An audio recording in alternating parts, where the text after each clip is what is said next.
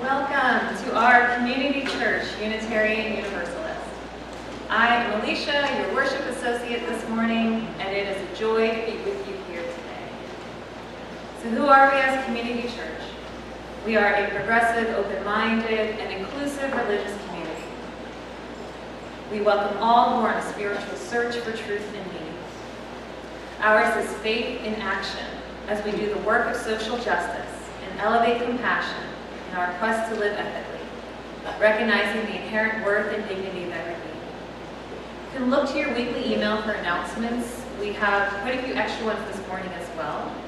One is that you will see, hopefully in your order of service, you will have seen an announcement about our annual Pledge Drive kickoff luncheon, which is happening next Sunday, February 15th, following the worship service. You can RSVP to Sean over here. His emails and text information is below. If you have any special dietary needs, also just let us know by scanning the QR code there. We also have a couple announcements from Jim.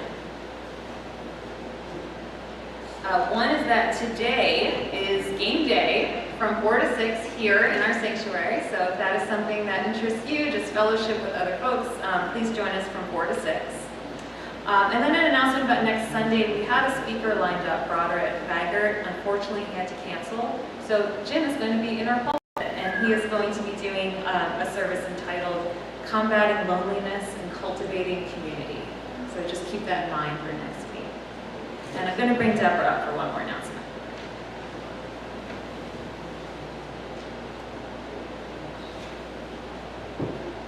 Good morning, everyone. I am Deborah Salvador. I am the chair of the task force for our minister search, and I am coming here today to ask those of you who have not yet filled out our congregational survey to please do so. I know I have put a due date of September 2nd. That's to make sure, due dates get people to do things, hopefully. But the survey is still open. We need to have more people. We have about 20-25% participation right now, and I'd really like more than that because, like I said, the information that we use for that and then the cottage meetings that we'll be doing later this month is how we put together a picture of who we are. So we want everybody to be in that picture. So the way that we can do that is through the survey. Yes, ma'am. Okay, there's a couple of ways. We can, I have sent out, yeah, same question. Oh, okay. I had put a link in the last week before last of our newsletter that comes out, and then we also had sent out a blast email this week to all the members to get the link to it. The other thing is that I can give you my email after the service, and I can actually send you that link. So I will give you that. If you will come to me, I'll give you my email, and if you email me, I can send you a copy of the link to where you can take the service. Okay, and it also gives you the capability when you get online with it. If you don't want to do it online for whatever reason, you can. There is a little link at the beginning of the survey that says you can print out a PDF copy and do it, and then bring it back to here to church, and we'll input it for you so that we can put it in the numbers. But I really would hope that you would all participate because, like I said, this is supposed to be a portrait of us. And so if you want to be included in that portrait, you have to be, you have to give us some information so that we can include you, because we do want to include, we want whoever we bring in to have a good, not a full idea of who we are. So thank you.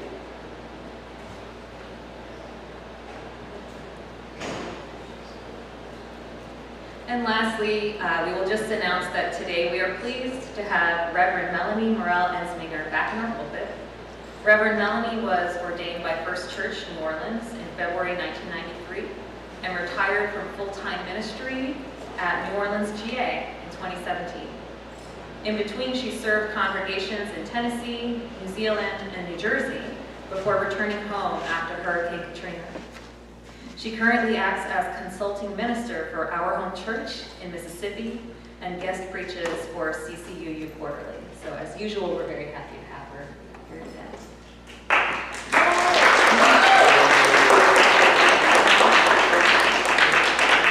If you would please turn to the back of your order of service, and we will do our land acknowledgement together.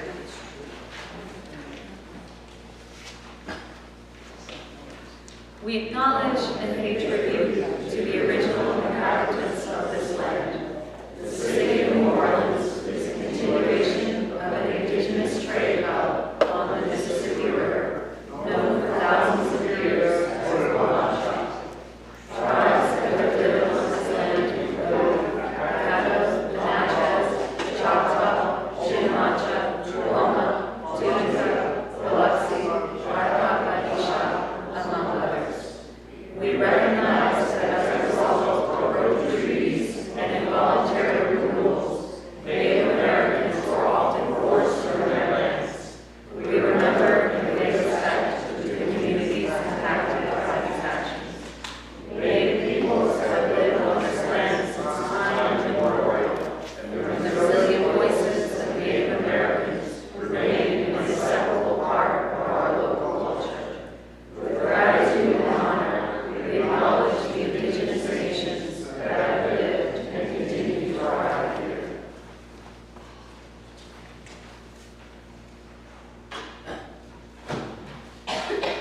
Bear with me, I have a little gadget I have to adjust.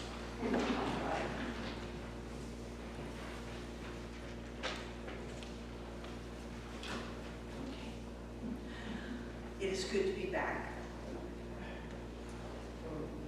To borrow a title from author Judith Viorst, this has been a terrible, horrible, no good, very bad election summer for those of us who identify as religious and/or political liberals. These are indeed scary times. People on the left end of the social, religious, political spectrum have been villainized as anti-American, and people who are seen as different or somehow othered have been threatened with show trials and jail, and I quote, bloody mass deportations. It would be very easy and even somewhat comfortable for us to decide that turnabout is fair play and demonize those other folks just right back. This service is my small effort to cool things down and reorient us. We are all human beings. Nobody is vermin. Nobody has tainted blood. And we all need each other. Every single one of us. Let us begin by lighting the chalice of our heritage with your familiar song. It's in your order of service.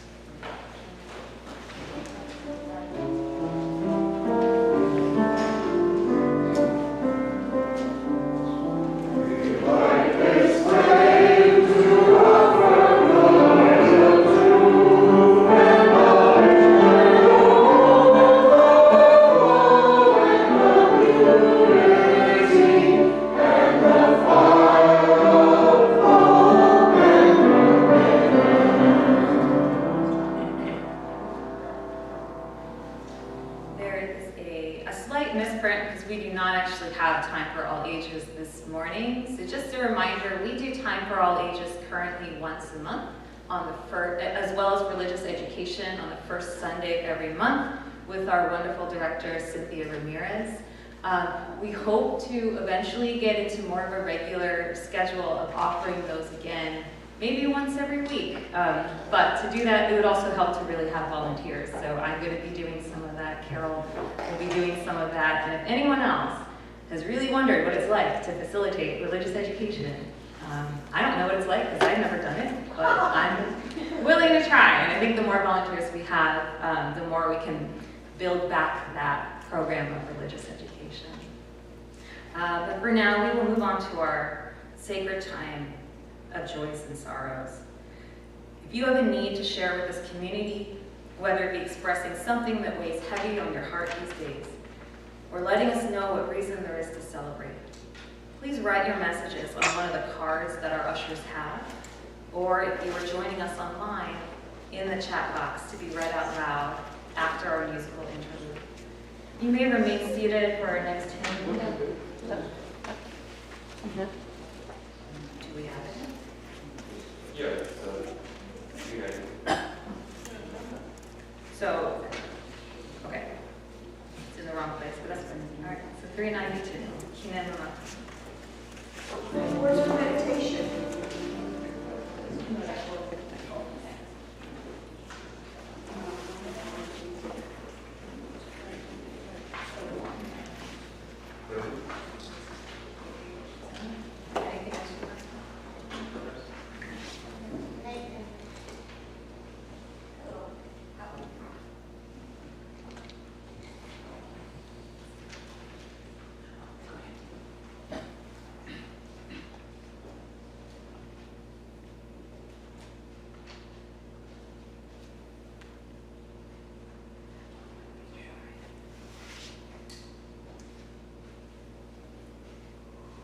A sorrow that again, gun violence in our schools brings pain and grief, but a joy to have our fire back.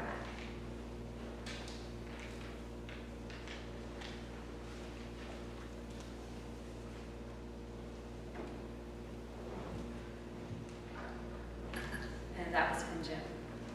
From Gordon and Josie, after a wonderful month in Japan, we are back. A whole family reunion to meet the new grandchildren. Gordon did very well too, and they're glad to be back.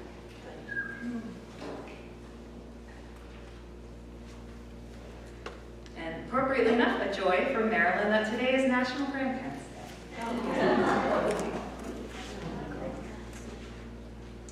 Just one more card.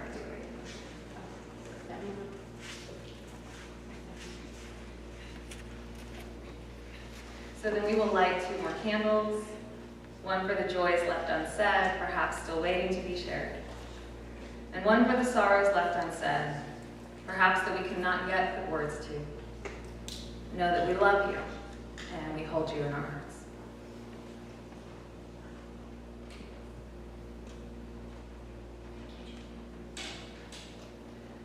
Let us be together in a quiet time of meditation, reflection, and prayer as befits your personal spirituality. We do not choose when hard times come, nor where, nor what feelings are brought to the surface as we handle the challenge. In this heartbreak, what we carry forth is our humanity in newly revealed form, our hearts tender and delicate. Within this complex, hard time, may your heart be cradled in the balance to strengthen in resolve and hold fast to the seed of tenderness that allows for the experience of love and compassion. May you be comforted in being human, while knowing in its very essence being human is exceedingly hard. Know that you are not alone. Let us heal and balance together. May you find solace here in the collective human experience and regeneration of affection. May community hold, tend, and comfort you in love, in this and in all hard times.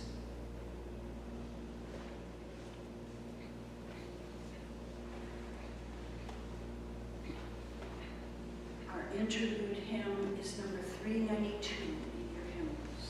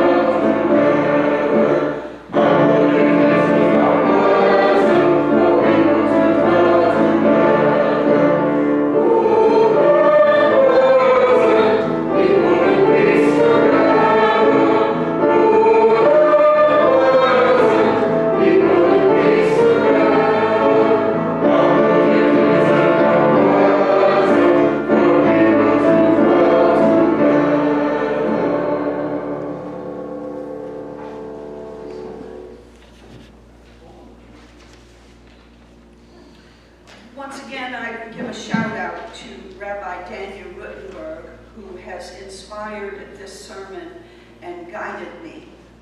And this is a quote from her Substack, and I really think everybody should be subscribing to her.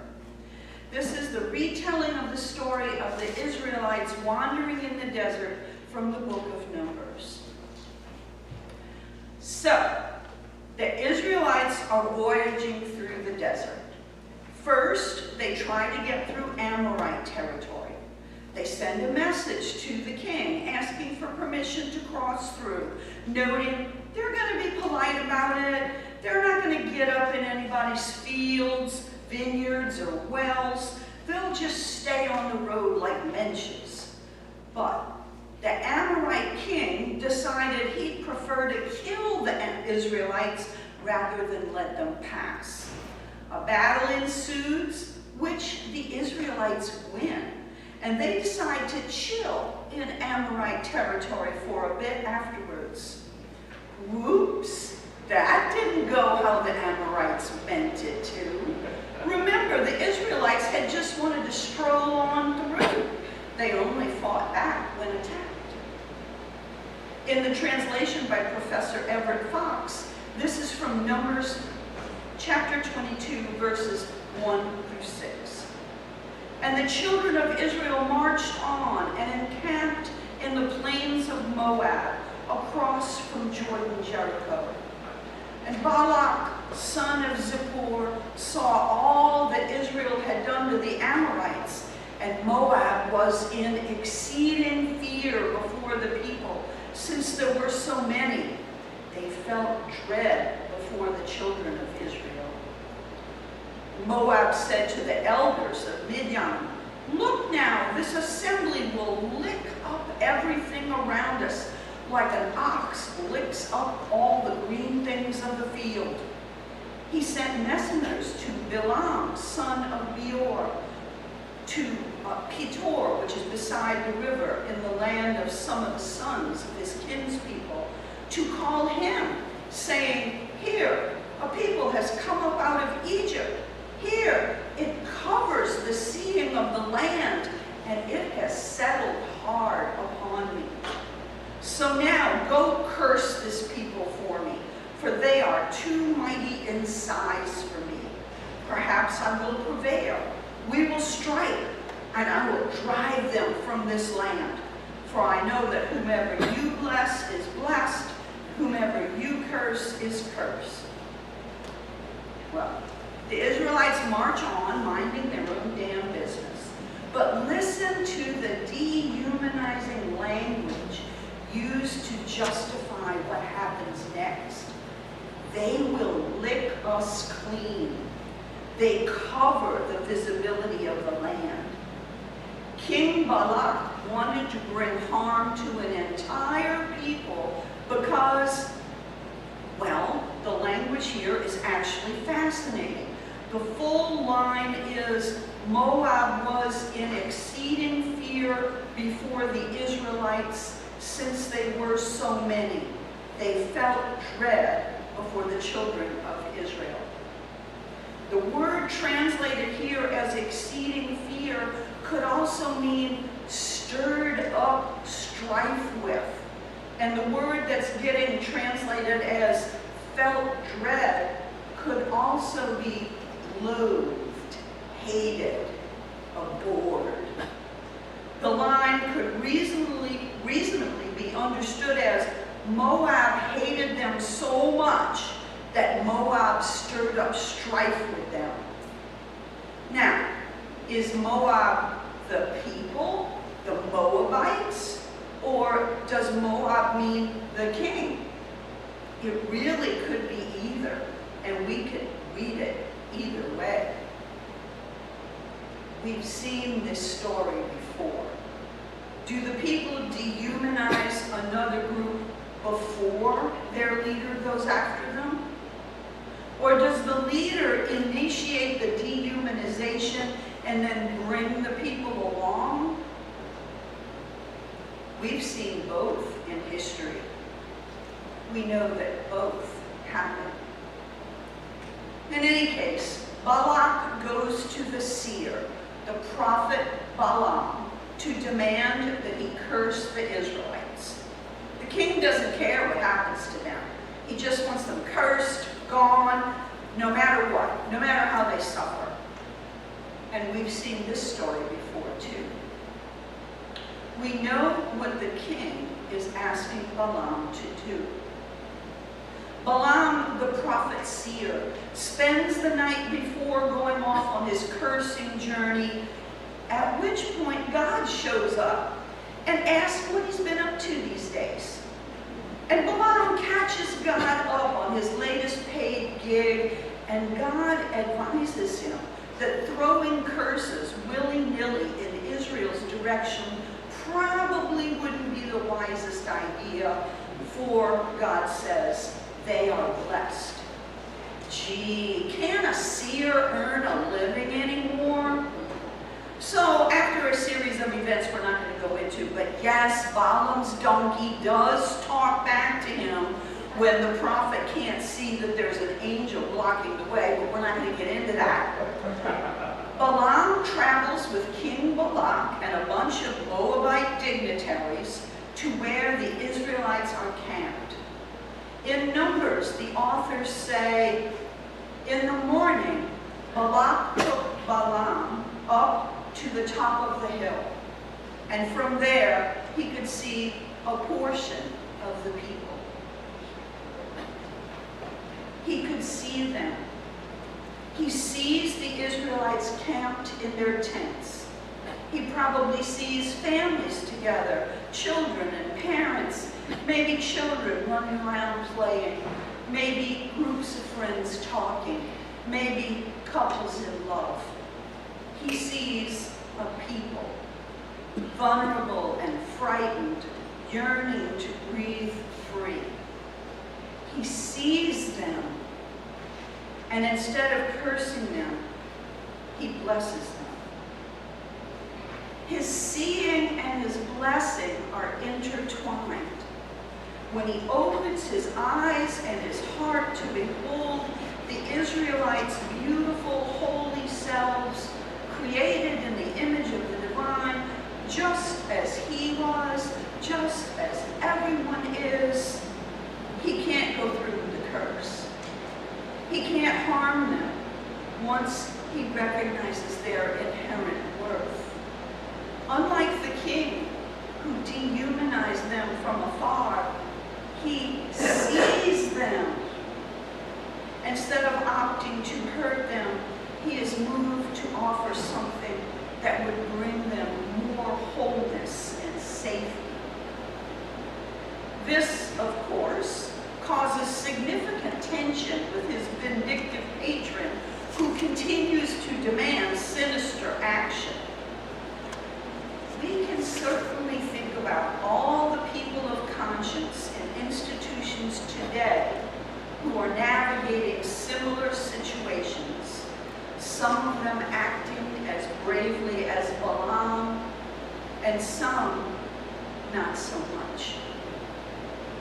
Balaam's blessing goes on for some time, and there's a moment in the middle of all this when he turns back to face the wilderness, this limbo, this howling void between danger and safety.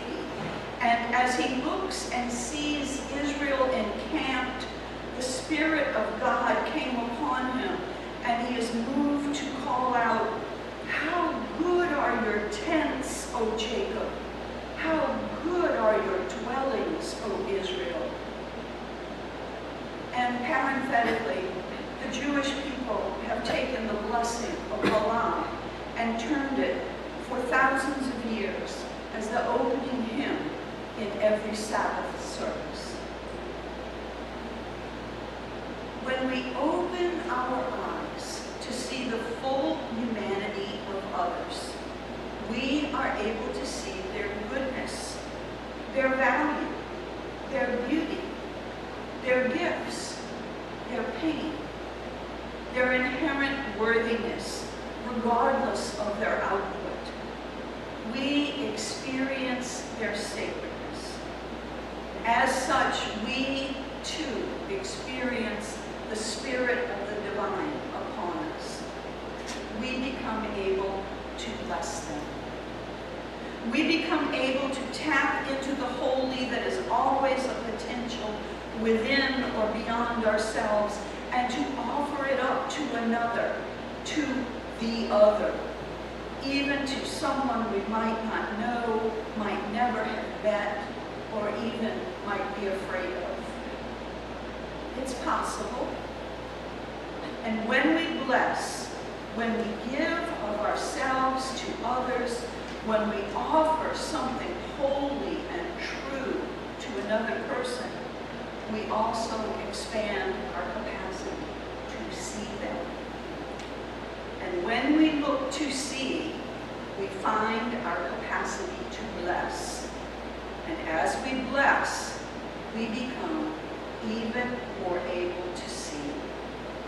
We need to hone this skill now more than ever. So ends our reading this morning.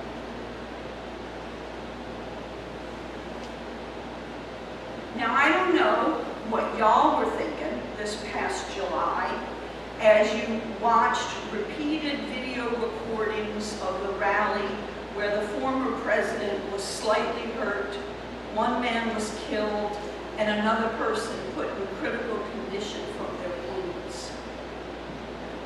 I will confess to you now that my own thoughts were not immediately ministerial or Unitarian Universalist, or perhaps even humane.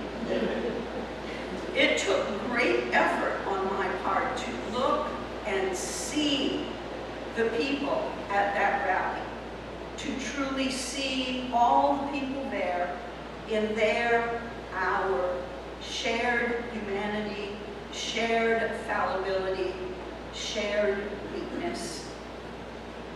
I think it may have taken my learning of the telephone call that the current president attempted to make to the widow of the man who was killed, a woman who had been present at the rally with her spouse before the shots rang out and her husband was killed before her eyes, to wake me up and to break my heart.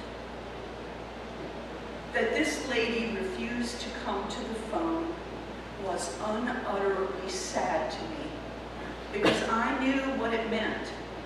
It meant she could not see President Biden as truly the same kind of human being that she was, only as her dead husband's hated enemy. When we humans are frightened, it doesn't even matter if our fears are real or false, inherent to us or fed to us by leaders. It just matters that we're afraid, and we want to protect ourselves and those we love. And most of us want to strike out in some way, to view the ones who are scaring us as less than we are, like locusts or roaches or rats or monsters who ought to be wiped out because they're not really people, not human like we are. As we see in the book of Numbers, it's an old, old story. A story that keeps repeating throughout human history, and it's repeating right now. We live in a dehumanizing culture that demonizes the other, generally and constantly. Think transgender people are weird? Well, they're a threat to children everywhere. They must be stamped out and denied medical care. Think Hamas is a terrorist organization? Well, all Palestinians are pretty much Hamas and must be all eliminated. Afraid there are too many undocumented immigrants? Well, they're vermin, overrunning us and poisoning the blood of our country, and we have to do mass deportations as soon as possible, no matter what it takes. Afraid of crime? Well, everyone in prison deserves everything that happens to them. They shouldn't get coddled with fancy stuff like good health care or air conditioning or shade and cold water. Rabbi Danya reminds us that dehumanization and demonization of other people is an ancient tool of oppression and is taken in like breathing air. Dehumanization always was and continues to be a deadly component of white supremacy, has been a mechanism for the lethal oppression of trans people globally, is a routine part of our culture's attitude and policy around disability, especially but not only in its handling of COVID, manifests in myriad issues around women, especially Black, Indigenous, and other women of color. It's a core component of our carceral systems, including what is absolutely a labor system of slavery. It impacts our policy around those who are unhoused or who are struggling with addiction. It is, of course, used as a core component of our atrocious immigration policies and to justify the bombing of innocents worldwide and manifests in so many more ways. End quote. It is the very ubiquity, the normalization of dehumanization that enables its worst violations. Curses instead of blessings rain down, and it's like air to us. It's completely normal. We breathe it in, we don't even notice. We Unitarian Universalists like to think that we're above it, but we UUs are not immune. We have not somehow removed ourselves or escaped from our time and culture. Who have we been told or tempted to curse? Who have we not seen in their full, fragile humanity? And when we've been urged to curse, what reasoning was furnished? Was it safety, security, the best interests of our country, our state, our city?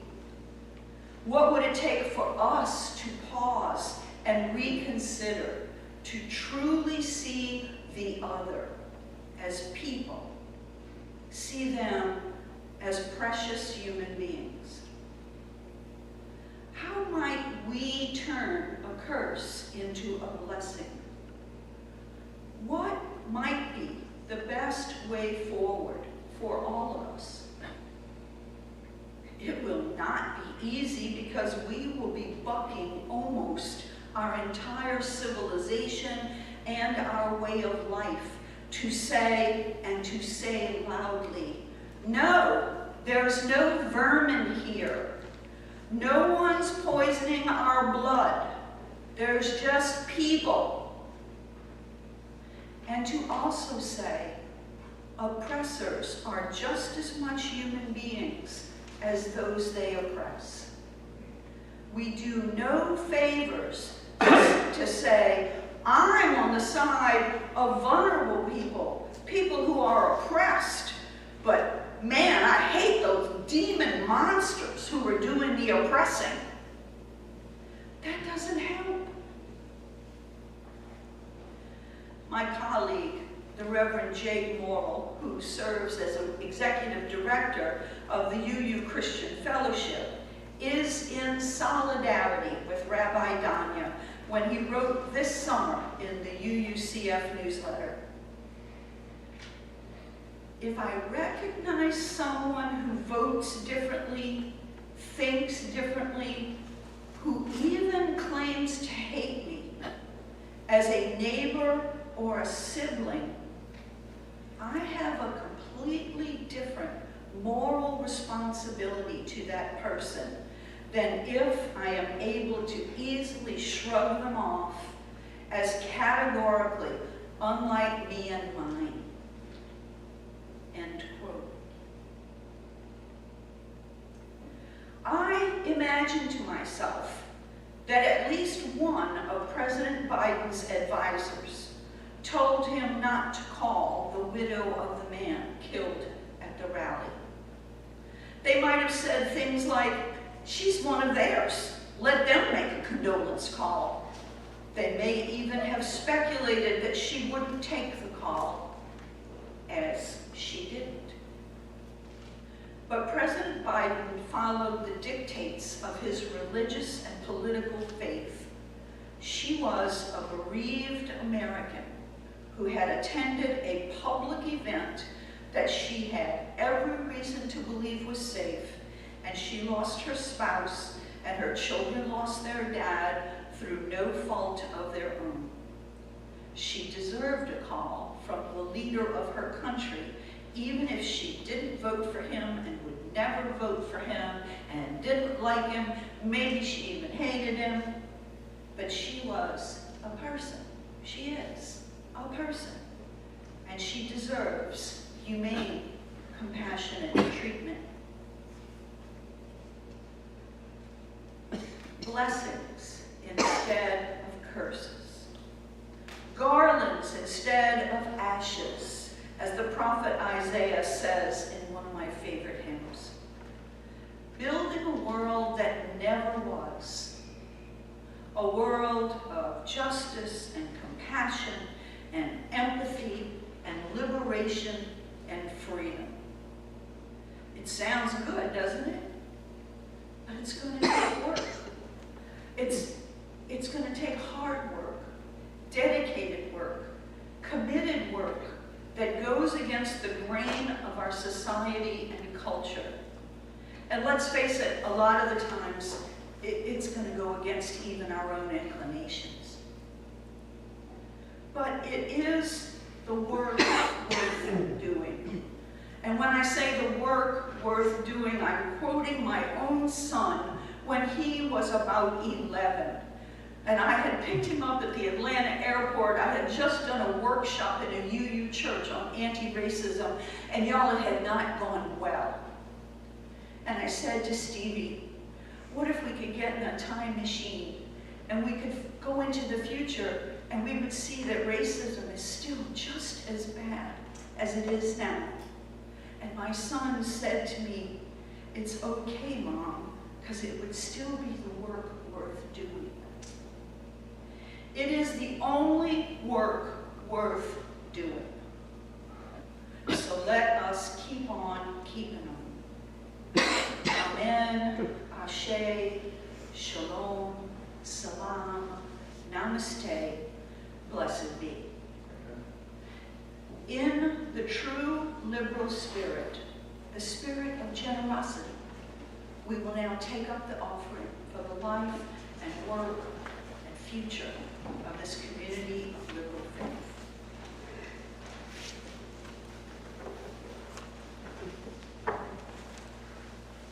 Community Church Unitarian Universalist is a self-sustaining congregation. Members and friends' generosity help us do the sacred work of bringing justice, spirituality, and compassion to our community and beyond. You can give online at ccuunola.org/stewardship or by texting the number, which is at the back and bottom of your order of service. Text the word give, or you can send us a check. It's 6690 Fleur-de-Lis Drive, New Orleans, Louisiana, 70124. This being our second Sunday, we are sharing the plate. And Lizzie's going to tell us a little bit about where your contributions will go this morning. So, most of you know Annabelle, my daughter, and this week we're sharing with the school she happens to go to, but it is also a 501c3. It's called Ask, Wonder, Explore, and we actually have her teacher here, Miss Sam, who leads the school. She's the director, and they collect donations for scholarships, and it's mostly this year it started being a micro school where she goes to school for everything, but it's also, they have science camps and different things like that. She's going to tell us more about that. I'm going to tell you about her. She is amazing, and she has been a teacher for over 20 years in various parts of the New Orleans school system, and she decided, like we did, because you know we were homeschooling her before, that the New Orleans school system had a lot of not great things going on, and so she decided to do something a little different, and she's going to tell you more about that.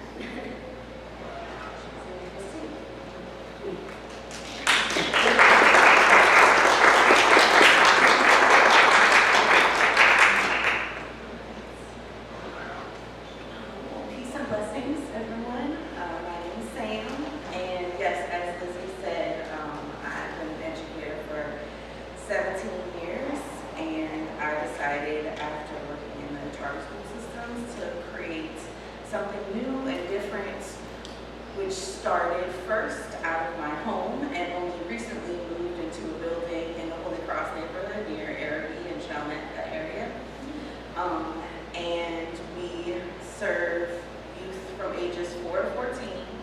We have STEM camps that are during holiday breaks, so like fall break, winter break, harvest break, spring break, Mardi Gras break, and summer. And then we also now recently, as Lizzie said, have a micro school, which means we basically homeschool our own children. Mine's over there, her name is Aura, and also other people's children. So we teach all of the core subjects, but then we spend time with the academics in the morning, and then in the afternoon there's a lot more student-led activities. So we do a lot of clubs, a lot of athletics, a lot of engineering, building, different projects that really interest our students. And we find it's a more joyful place and space for kids to thrive and really figure out who they are before we let them out into the world. Because we want to make sure that we prepare them effectively, not just academically, but really in loving and accepting who they are as people, so that way they know what they want to do before they go off to, say, college or something like that. So it's called Ask, Wonder, Explore, and I just really appreciate the love that I've already felt within this space. Being in a church, growing up, I grew up in a Roman Catholic church, and my daughter goes to a Greek Orthodox church, and just hearing the land back affirmation is very beautiful and wonderful, and I just appreciate you all for being here.